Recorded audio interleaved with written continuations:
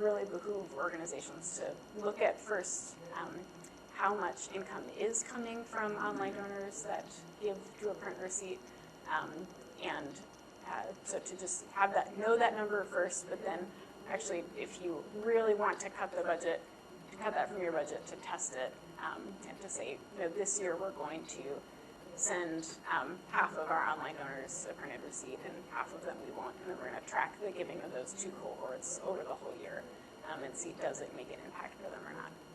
I'm not sure if I understood you correctly, but and this is going to be a ridiculous question. If someone gets a printed letter, but they go to the website and respond online, how do you know? I mean, if you don't have some kind of response device, they're not responding to an email. If so they get a printed letter, and then they go and click the donate button on the website and give a gift there. Yeah. You don't have the printed letter is what got to them. Right. But you just send them an email.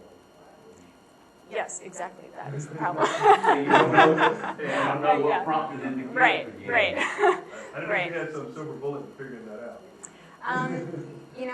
We will sometimes do a matchback report where we'll look at everyone who has given through the website, say within 30 days after a mailing was in homes, and and look at, okay, who got that appeal and then went and gave a gift online within 30 days. And then we can say, there's reason to think that that appeal influenced, either directly caused or influenced that online gift.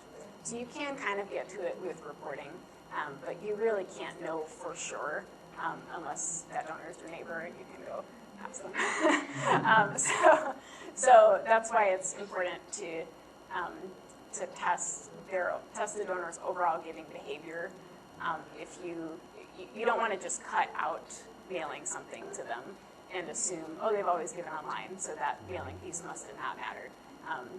If you decide to stop mailing it to them, you want to create a test and control group, stop sending the thing to the test group, but then track how does the overall giving from both those groups change, because what you just described may be exactly what's happening, is that for a lot of those donors, the mail piece either motivates them to go online or just reminds them, I hadn't given this, I thought I had given this order, I hadn't, and I need to go online and make my gift to the mission.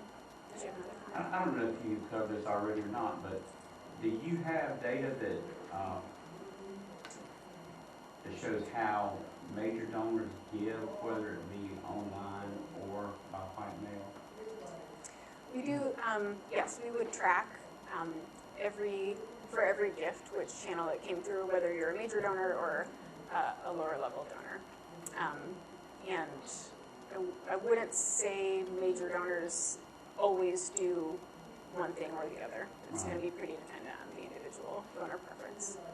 Or it could be dependent on what size gift could be processed by your I just wanted to find out if it was mostly white mail or not, for major donors. If you have that information.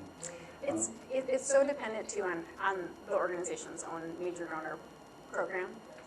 And if there's a major gift officer who's very diligent about keeping notes and tracking, I'm expecting to get a $50,000 check from Mr. Johnson, and when it comes, it needs to be coded to this, versus someone who maybe isn't keeping that or doesn't have that type of system in place, and then a lot of stuff will go into white mail, and the organization may say, we know that a lot of this white mail is from major donors, or is from our development team's activities, but it's not coded as such. So it depends a lot on the individual. Yeah, so many variables, because even with our newsletters, you'll have folks that will respond in greater numbers if you have a testimony of a lady and her children versus a man in your newsletter. You different numbers. So yeah, and that too is so different from mission to mission. Mm-hmm. Some missions are women and children. The donors respond with much larger gifts to them. Some, if they do anything with a woman, the response is very low. Yeah. But the man with a meal, he commands the highest response rate. Mm-hmm. So you really just have to test for your own individual file. Yeah. Going back to the point about direct mail attribution for gifts online, one of the ways to, I think, solve that, like what you were saying, it's almost impossible. You can add a window to maybe see if they got the mail, but I think QR codes are a good way to try to, give them an opportunity if they do want to give online. Just I think giving donors who may be more digitally responsive, giving them the avenue to do that is a good way to track it, but even then it can still be difficult. But I just wanted to comment on that. Yeah, man, we thought that we were never going to have to use another QR code again in 2019, and then they came roaring back. And yeah, now we're it's very we're having to reshuffle designs on current reply devices to fit a QR code on there to test. Now, will people use these? Because if they would, that is a great way to track to see was it motivated by a direct mail piece. We're still very much in the learning phases of trying to figure out how much will people actually use these. But it's a great thing to test. Have you tested, if no worries if you don't, but have you tested like QR codes on either the outer envelope or inside too much, or have you found anything with that you know of? We have so far. I know that we have some in the works on the outer envelope right now. We've pretty much done them on the reply device. Okay. And I've seen different from organization to organization. Yeah. Some that have older donor files, they don't use it at all.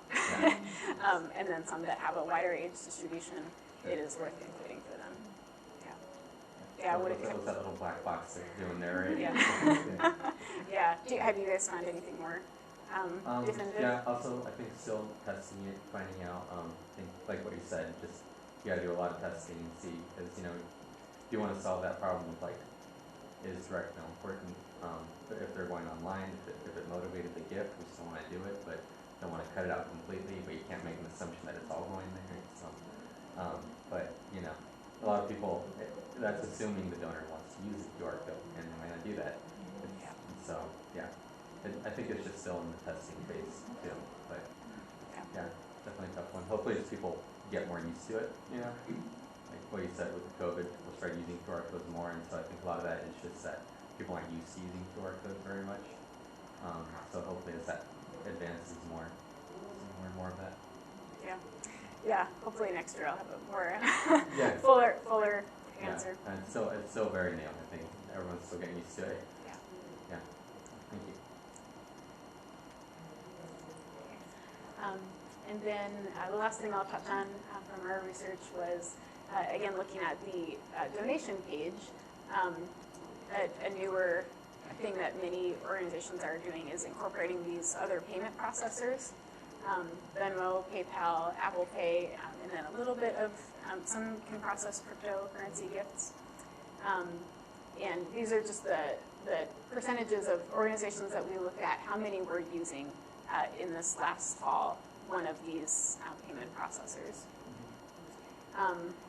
PayPal being the highest, they're the oldest from this list, so the most widely used. And I would say if you don't have PayPal, I have seen that once an organization puts PayPal on their donation page, donors use it. And I've really been surprised. I myself find PayPal quite cumbersome to use, but a lot of donors actually have a higher trust level with it.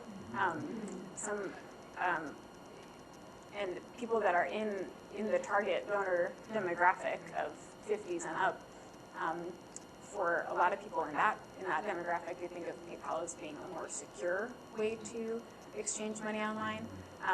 So one organization, I had told me, we have donors calling and saying they will not give unless it's through PayPal. So we put it on their website, and right away a large number of people started using it. So that is worth getting set up, and a lot of some donation platforms, it's built in or pretty easy to add, even if it's not built in, it's typically not difficult to set up on your donation page. Venmo and Apple Pay, Google Wallet, these ones are used by younger people, so they're good to have set up. It's a nice option for people, but less critical than PayPal. And again, that's different platforms will have different levels of simplicity of setting it up. But if you have the capacity to add that, go ahead and add it. It will be helpful to some donors. Crypto, I would, at this point, unless you have a major donor specifically asking you to receive a crypto donation, we have found it's really, I mean, very few organizations have it on their donation page. That can be complicated to process, so unless you have a donor specifically asking for it, that's not really worth your time to try to figure out how to set up. So wait until a donor, if someone really wants to make a crypto gift, they will approach you and ask you about it. So wait until that happens, and then at that point, you can figure out how to accept it.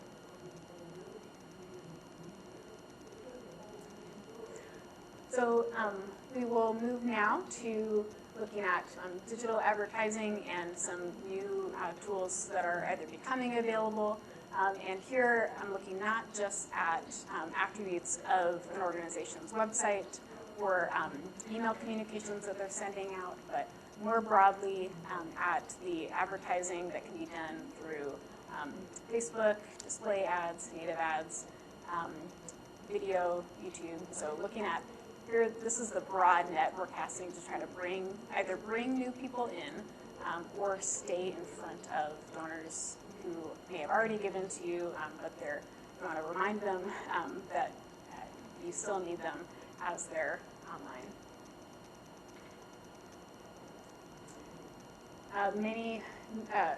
Really all the missions that are here at the Gospel Presbyterian Fellowship Conference will have been very interested in targeting based on religious behavior, religious affiliation.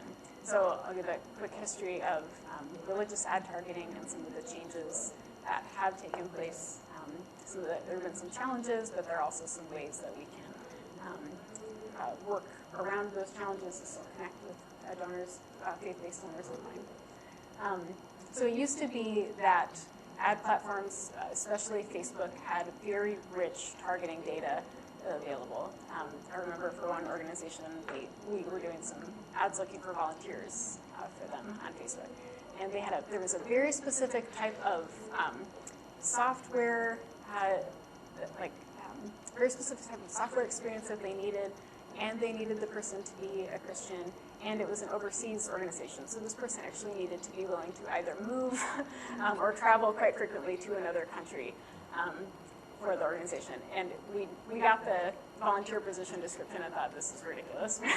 We've never heard of this type of software, but through Facebook, we found the person who fit exactly those qualifications. So Facebook used to have just a crazy amount of targeting, and especially religious targeting, that you could do. So you could look by denomination, by all kinds of religious preference. It was awesome.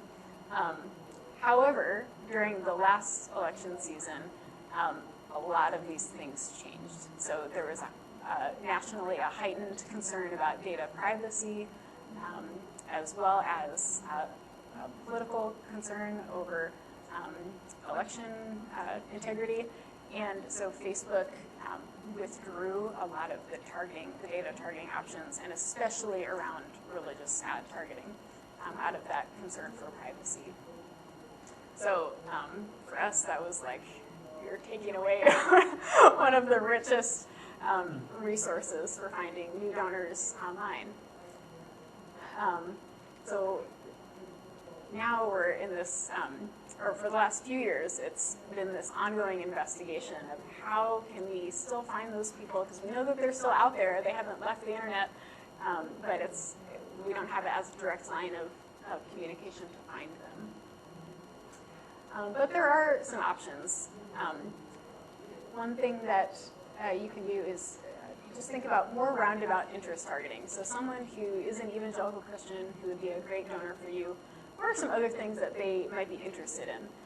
What books are they possibly reading, or movies, or musical groups do they like? Because some of those things Facebook has not taken away. So you could just brainstorm what would be some other interests that this donor group is likely to have, and can we target those? For missions, you're still going to be looking for people who care about homelessness or care about poverty, who are looking for local charities. a lot of those targeting options would still be available to you. So even though the faith-based targeting is gone, you can, if you just sit down for a little while with your team and come up with what would be other characteristics that we could target them on. Some of that rich data is still available. Another option would be building partnerships with influencers. We see this a ton with products. I'm always hearing, like on podcasts, or people that have YouTube channels, they'll be advertising products that their audience would care about. If you're a mission, you're probably not going to go cast that wide of a net as someone who's selling a product would be, but are there local influencers that someone in your community would know that already has a connection to your mission and also has an online presence that would be happy to do some advertising for you using their platform. Similarly, we can, there are these third-party audience providers popping up. So this graphic down here at the bottom kind of shows how that works. There are companies that are basically, they're like data rental companies, and they will have partnerships with an influencer, and they can license that influencer's online audience to be used or to be rented by nonprofits. So there's one that's actually called Audience Rent that we're testing out. There are companies like this that will help you, if you don't have any personal relationships with influencers that would be willing to give you their voice, you can just rent their audiences through one of these third-party companies. So the company can help identify some audiences that may be appropriate for your offer, and then you can test them out. And then fourthly, there are other ad networks that have different options available from Facebook, so you can lean into those. And some of those, Connected TV would be one of those. And other ones would be like Choosel. That is a network that does display ads and native ads, which are ads at the bottom of like blog posts or news stories. So you can lean into these other ad networks. Also, search ads. If you spent enough money, then you have access to their audience targeting. So broaden your testing of other platforms. Connected TV, as well as really all of those, anything that is a display ad run on another website, that's going to be, we'll say it serves it as the top of the acquisition funnel. So you're going to get very few people clicking on the ad and making an immediate gift, but you're going to get a lot of people that are seeing your ad, knowing who you are, and into whose heart you're planting a seed of interest in who you are. So you're doing kind of the initial awareness raising through these other visual ads or videos. Connected TV specifically does have some audiences that you can target. So you can target based on income, previous giving history. You can, if you can put together your own, or look at your own donor data and have Connected TV target people who have previously given to you. You can put in some of your website data so that it sees their behavior and sees who might be likely to give you a gift online. You can also, this is so interesting, you can target by their TV show watching preferences. So kind of similarly to with when we're trying to replace the religious audience by thinking about what kind of music they might listen to or books they might listen to. You can target based on the shows that they watch. If anyone has ever run like ads on Hallmark Channel, that used to be a total a standard rescue mission fall acquisition. We've run some ads, some video ads on the Hallmark Channel for the mission. So this is a new thing that if you are newer, that if you have some testing budget for the fall and you have some past capacity to try something new, we are seeing good results from Connected TV in initial testing of it. So that's something that should lift your overall campaign revenue. As you are putting together a video for Connected TV, really keep in mind just some standard like direct response best practices. You need to have a call to action, so still ask the donor to give, It's not just a nice video about your organization, but we want to ask the donor, ask the prospective donor to do something. Here we have seen that there has been testing done. That if you have the QR code, it does not help response to that. So you can just keep it focused on the visuals. That really we want to focus on like emotional. So if you think of the Sarah McLachlan, that's a classical animal rescue ads, something that's really emotive and makes the donor interested in giving or learning more about the organization. And then practically, just really pay attention to what the specs are for the video, and think about, is it better to do a skippable versus non-skippable ad on YouTube or a streaming platform. You could test again to see which is going to work better. We found rules typically start with non-skippable and see better results with that.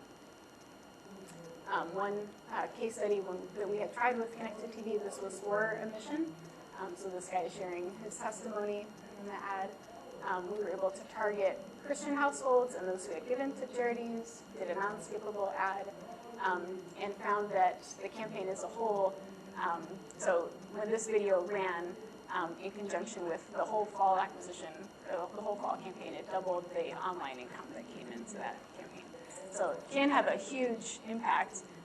We can't trace it back directly to this video because people aren't necessarily clicking and going in immediate gifts, but they're seeing more information about, or they're being reminded of the organization as they're watching their TV shows, and that was working in conjunction with everything else that was happening online for the organization. So it really helped him. And what was it that you were testing the CTV ad against in previous years? Was it just regular digital ads, or? Okay. Yeah, so it would have been kind of like having the CTV ad running versus not. Oh, okay. So previously they would have had Facebook and display and search ads running, but then those plus the ad received twice the income. Another new thing that is become available and is becoming more popular that you may want to try is using a third-party data append to append email addresses. That's the primary thing that we're using this for. But basically appending data that will help one of these ad networks get a better match for identifying your donors online, or people who you may have their, whether they're not their donors, they may be like your volunteers, someone that you have an address for, but you can append an email address for, and then give one of the networks more information to match them. The more data that you can tell these ad networks about your donors, the better job they're going to do targeting prospective donors or reaching your existing donors on channels or on the online channels. Email appends they're very inexpensive and they're quick to do. So you can give your donor file to, there are several companies that do them. One is called @data. That's one that we've used. And you'll get a file back that has everyone's, or as many email addresses as they were able to append, and then you can use those with the ad platforms to just give them a better match. You do want to be careful. I'll just note, you don't want to take appended email addresses and load them into your email sending system. You can see Chad here smiling. That you could get in trouble for privacy or donor preference, communication preference issues. Some of the email platforms actually, if they find out that you have done this, they will restrict your ability to send emails. So you need to be aware of what the rules are for your email sending platform, and make sure that you don't violate them by importing addresses. So some of them, if someone has given you a gift, and you have documentation of that gift, it may be okay to import an appended email address. Some of them may not be, so just make sure you know what the rules are. Don't do a mass import of all these appended email addresses into your system. Okay, I'm going to go into our last section. Anything that you want to go back to or clarifications before we do a few minutes on AI? Okay. So this has just been so interesting over the last year to be seeing the rising and crashing and rising again excitement levels of AI, and some marketing around it is giving us the impression that there are going to be these AI tools available any day now that will take away all of your unpleasant administrative tasks. Others are just have an abundance of caution around AI, and there's a lot of concern about it. It sounds like, actually, John, you guys have used it pretty well. I was really enjoying hearing some of your tools. So it sounds like you're down the middle of using it well, but not having it inflated. It's fuzzy where it is exactly that. Some of it is really good, but it gets oversold. Yeah. And it doesn't do what you think from how they described it. You're like, oh man, it's gonna be inclusion, and it's just not. Yeah. So it's like figuring out what works and how it ties in to what you're doing and how far you can exploit it. Yeah. Well, John had some good examples. I'll advertise you as a good resource to talk to for some good administrative functions.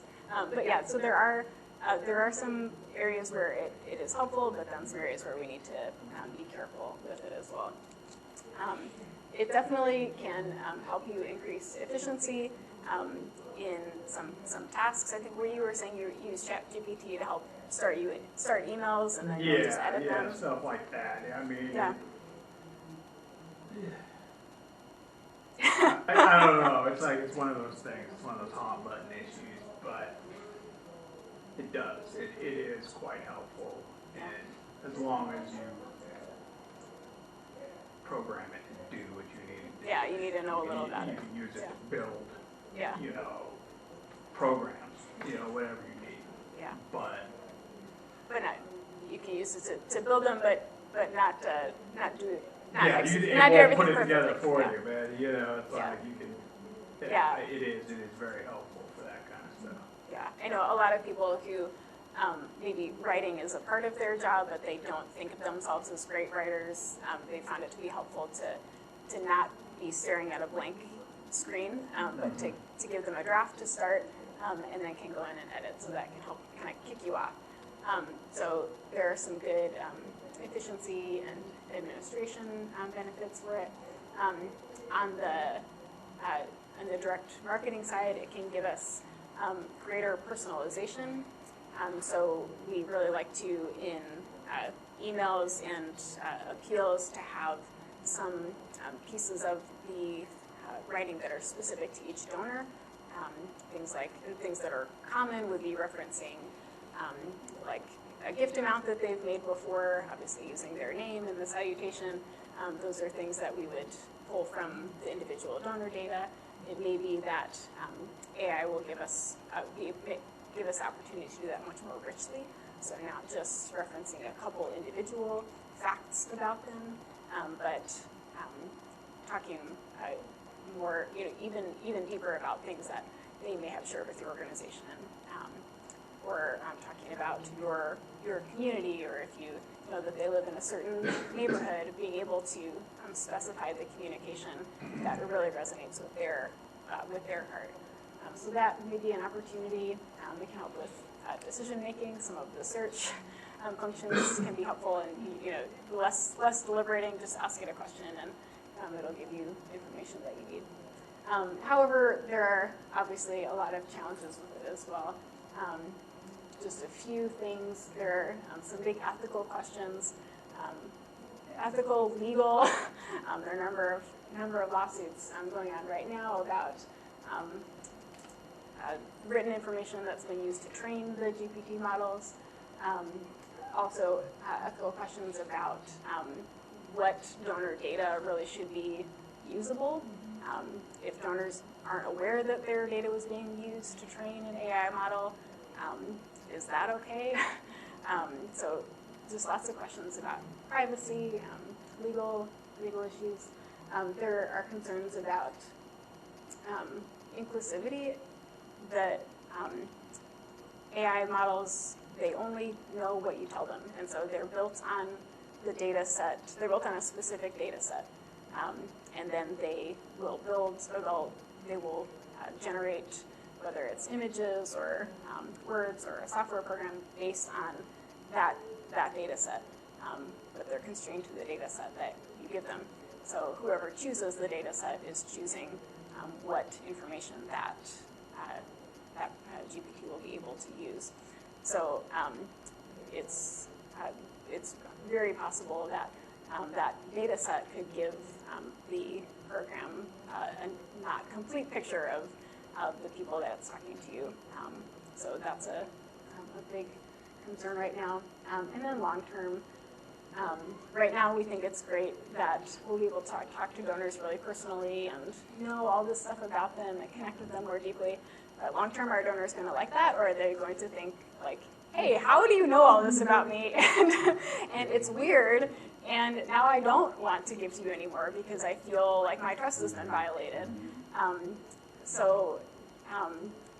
It could wind up having the opposite impact of what we want to use it for. So just a lot of considerations about how do we honor donors and use these tools in a way that will really build up the ministry, as well as honor the donor and let them know that we care about their trust. So I'll talk about a couple ways that it has been used that are like definites, and then if you have questions about possibilities, talk to John after. A way that AI has actually been used for many years is in data modeling. So any U.S. mission who participates in either fall acquisition mailing or doing donor acquisition online, you have likely participated in machine learning data modeling.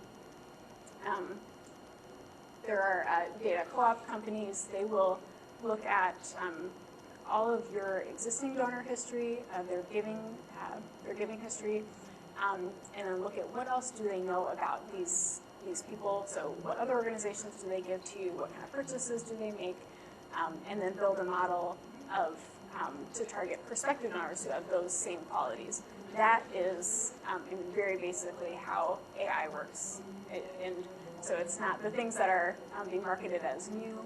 A lot of that, the same principles have been used for many years in data modeling, which you use for acquisition.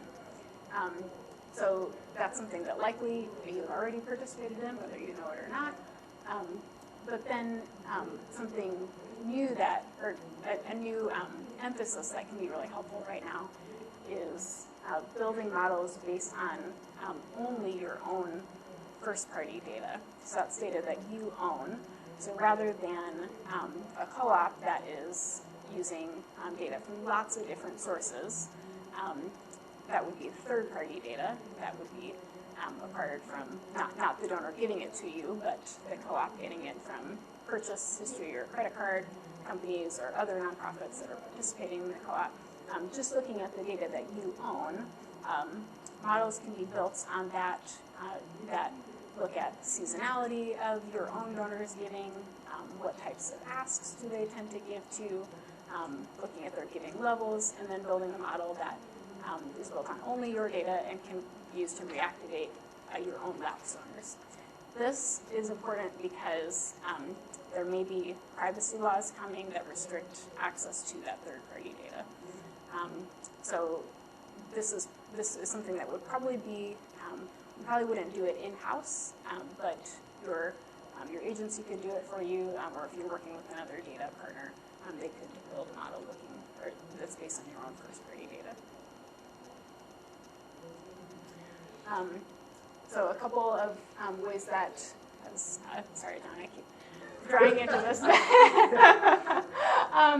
Ways that we also have seen it used well, in which I've heard that it can be used well. In the fundraising application, is that it can really help you streamline some of your processes. So this is not so much on the data side, but on the creative or the communications side. You can use it to start with like a base amount of copy and then spit out a bunch of other versions. So that is really useful for writing social media content. If you can, take an appeal letter that's been written and say, give me 3 Facebook posts that use this, that tell Steve's story from this appeal letter, and it can write some content for you that way, which again you'll want to edit, but that can be useful. You can use it to create variable versions. So if you have, again, now if you've already written some social media posts, or you've written maybe some testimonials that you want used in different channels, you can ask it to create additional variations, so you don't have to just keep rewriting things that are that just have small iterative differences. You can use it to test readability levels, make sure that your copy is simple. There are chatbot programs that you can use.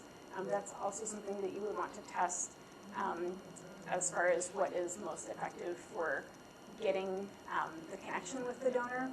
You may find that it's helpful to allow them to do easy things like update their address through your website chatbot. But if they want to do something like, I want to change my monthly giving level, it actually would be really valuable for them to speak to your very friendly donor services representative on the phone, and that person can say, oh, you've been giving $30 a month for 15 years. Oh, we're so grateful for you doing that. So something like that, you want to evaluate what will be a useful avenue for it versus where might we lose some personal connection. But can be useful for automating some administrative tasks. And then a third area where, this may be the area that we're finding it to be the most, or the kind of the biggest yes outside of data right now, is in using it for image generation. We have a number of organizations that we work for, and often missions fall into this category of using photos of real people raises either privacy or security concerns.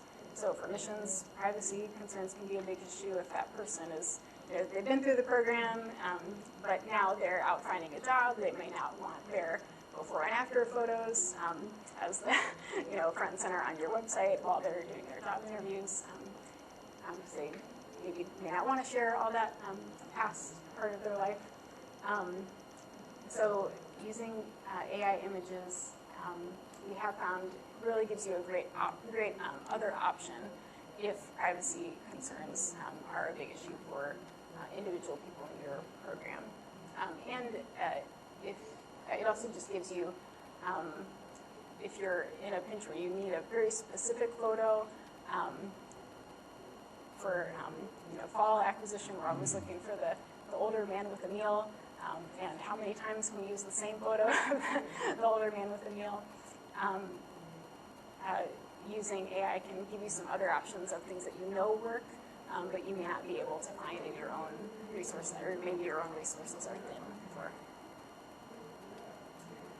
I'm going to skip this one, but just referencing the images, one test that we ran with, it was a mission that they had a rule that they didn't want to show any of the faces of people in there, or they didn't want to show the eyes of people in their program because they were so concerned about security. So always the images that someone's eyes had to be covered, which was really a bummer because that's the thing that is the most emotional connection, is having that eye contact with someone in the photo. So we wanted to test the AI-generated images against those photos where someone's eyes had to be covered, just to see, is this an option for you, or does the AI image, can people tell that it's not quite real, and then does it not get as good of a response? So we tested over on the left-hand side there, that's what they were using versus the AI-generated image. And we just found that they had equal performance. And this, even though it wasn't an exciting result, it was really freeing because it gave them now so many more options. We didn't have to only stick to the photos of people whose eyes were covered, but now now could use, whatever image we needed, we could get from the generator. And it really did a pretty good job of generating people that looked like they look real. They look probably very similar to a lot of the people that have come through the program. So if you haven't tried that, that is something that we found to really be very, very useful. So just in summary here, we don't know a lot about AI yet. It's only beginning to change in the racing world, and new ideas are coming. So go ahead and try them out, but do be mindful. Really consider what you may be giving up if you use an AI tool versus a person, and do a good evaluation before you put that in place. Any questions? Anything I should go back to? Since you were picking on me, I will say this Yeah. about ChatGPT Yeah. and whatnot. Something that people don't think about a lot with it. You hear all the time people using it to write and that kind of simple thing. But it literally knows everything. It's like the new YouTube. And I find it to be very, very helpful. Like when I said in programming. Like you can like come up with a data set in your head and give it, tell it what you need it to do. And then whatever program you might using, CRM, whatever it might be, or if you're trying to cross over to, you need, things don't exactly do what you think they're gonna do and they leave something to be desired. Let's say you can take two things and stick them together somehow and get the results you're looking for, but it's complicated, it gets complex. If you can tell it, if you can find all the right words to tell it what you want to have happen, it will show you how to do it. That's part of half the battle, is like telling it exactly specifically. And you're like, oh, you left out a period, or harm, Joe. If I knew that, I wouldn't need it. But yeah. So it's way more robust. It does a lot. Like I said, anytime I wanted to know something before, learn how to do something, I would go to YouTube. Then I could go and change a clutch. Now it's like, you could ask ChatGPT and it'll tell you how to go about getting all the things that you need. So it does help. It is very helpful with that, with efficiency. Things are done a lot faster. Especially if you're learning a whole lot of new software that's out there these days. Yeah, I just think that's awesome that you have figured out how to get out of it what you need. Because you do have to have a base knowledge of, unless you're just asking it for like everyday writing tasks, you have to know how to ask it correctly. Yeah. Like to access that better information. Yeah, very cool. Please.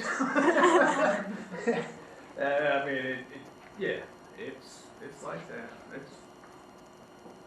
I'm amazed by it. It's scary, but it's also really amazing. Hopefully it doesn't take over the world. All right. Well, thank you, everyone. I think we have free time now.